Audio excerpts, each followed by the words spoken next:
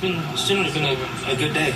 I've enjoyed driving the car. It's the first time driving, obviously, a Ferrari at this track, and I've always wondered all these years, from looking on onboards over the years, what the differences would be, and it's the first time I got to feel that today. So, and it was positive. So, obviously, McLaren's very fast, and getting a clean lap is not easy. But I feel like there's lots of positives to take from today, lots of learnings, and quite happy with the progress that we made from session to session. Yeah, and how will this build for tomorrow with FP3 and quali? You're sort of positive about the trajectory that the car's in. Yeah, I think I felt like we made steps forward today, so I feel like overnight we probably won't change much. But of course, trying to refine the setup and see if we can extract a little bit more to get as close as we can to the McLarens. All right, well, best of luck for tomorrow. Thank you. Can a personal loss completely transform the way in which a Formula One pilot faces a Grand Prix? What reveals Hamilton's words about his car, his adaptation, and his real emotional state with Ferrari in Singapore? The 2025 Singapore Grand Prix began in a deeply human context for Lewis Hamilton. Beyond the competitive expectations surrounding their first season with Ferrari, the seven-time world champion arrived in Marina Bay affected by a devastating loss: the death of Roscoe, his English bulldog, inseparable companion for more than a decade. This was not a minor episode. Roscoe was not simply a pet that accompanied him in the paddock. It was a symbol of his career, his personality, and his emotional connection with the sport and his followers. We saw him celebrate victories, accompany Hamilton in the box, and even be part of his most personal publications on social networks. After talking about the death of Roscoe, Hamilton said that all he wanted was to return to the car, do what he loves, feeling the speed and concentration of a race weekend. For him, competing is not simply a contractual obligation or one more career in his curriculum. It is your refuge. The steering wheel, the helmet, the motor roar, all these elements are part of a personal therapy that has accompanied it since childhood. This weekend, more than ever, needed that disconnection, that almost meditative approach that only a Formula One car can offer you. It is precisely that mixture of emotional fragility and unwavering determination that makes it such a fascinating figure. We are not facing one more pilot. We are witnessing the evolution of a human being that, even in its darkest moments, finds reasons to move forward, to inspire, and to compete at the highest level. This Singapore prize is no longer just a sporting event. For Hamilton, it has become an intimate tribute, a way to close a cycle, to pay tribute, and to advance. And in that narrative, Ferrari's red car is not just a machine. It is the extension of his mourning, his memory, and also his hope. One of the most overwhelming themes addressed was the lack of confidence in the brakes. This, in a circuit like Marina Bay, where strong and short braking are constant, charges enormous relevance. Hamilton was direct. The car is nervous at the time of braking. This means that every time he steps on the pedal aggressively, the SF25 does not return the stability and precision you need to maximize its curve inputs. And here we are not talking about a small discomfort. The braking is one of the most critical pillars of the pilot in Formula One. If the pilot cannot trust in that first moment of deceleration, it compromises the entire sequence of the curve. The problem is aggravated when the root of this discomfort is considered: the change of brake supplier.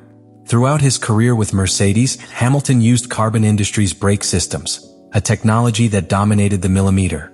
Now, with Ferrari, it must adapt to the Brembo brakes, which offer a different response in terms of mordant, modulation, and thermal resistance.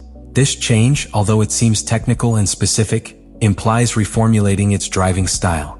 He cannot stop the same, he cannot position the car with the same aggressiveness, and that translates directly into tenths lost by return. And it's not just a brake issue. The tuning of the SF25 seems to be in a state of constant instability. Hamilton explained it clearly when contrasting his experience in different circuits. In Monza he felt a reasonable connection with the car, but in Azerbaijan the car became unpredictable. This type of variability is not less. A competitive car cannot drastically change behavior between one path and another.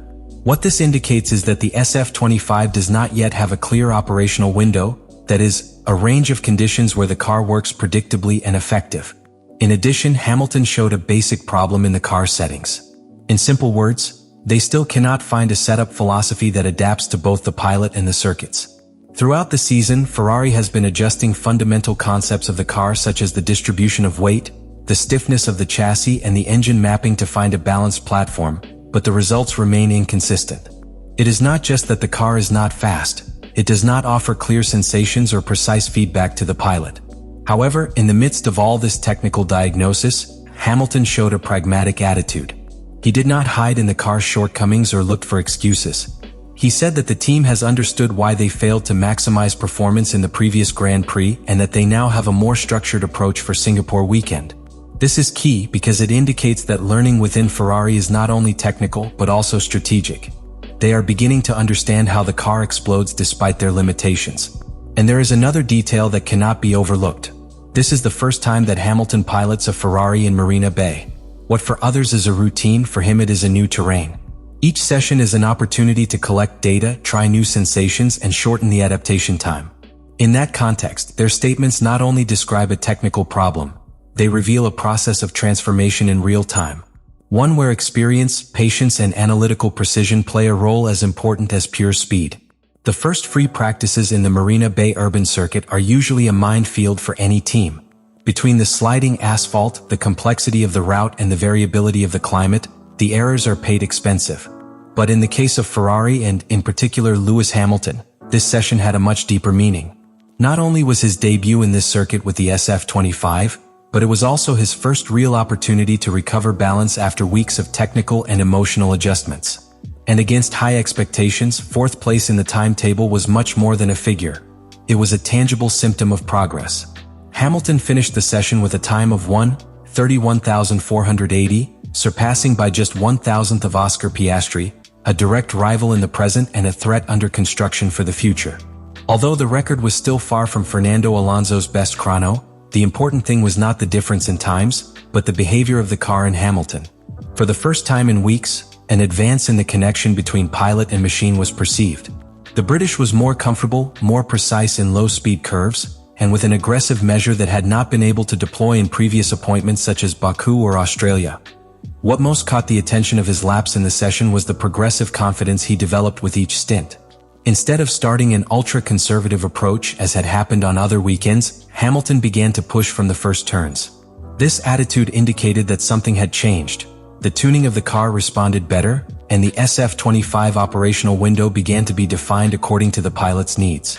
Ferrari engineers, aware of the low margin of error in Singapore, adjusted the rear suspension, redistributed aerodynamic charges, and refined the management of the regenerative braking.